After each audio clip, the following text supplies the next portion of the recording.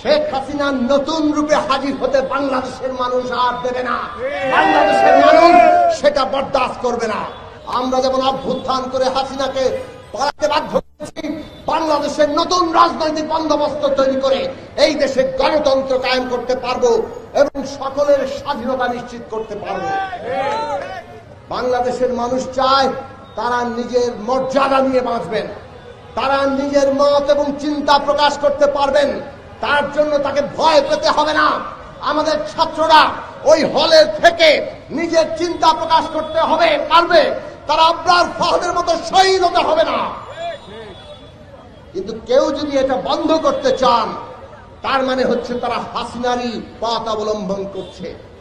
কাজেই শেখ হাসিনা নতুন রূপে হাজির হতে বাংলাদেশের মানুষ আর দেবে না।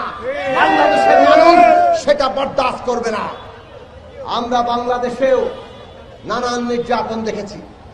এই দেশে ধর্মীয় নির্যাতনকে কেন্দ্র করে পার্শ্ববর্তী দেশ ভারত তাদের ফায়দা তুলতে চায়। তাদের তাবেদার সরকার রেখে তারা এই দেশে ফায়দা তুলেছে। এখন ফায়দা তোলার কাজটা সেই মতো করতে পারছে না, নানান ষড়যন্ত্র করছে। ষড়যন্ত্রের বিরুদ্ধে আমাদের ঐক্যবদ্ধ হতে হবে।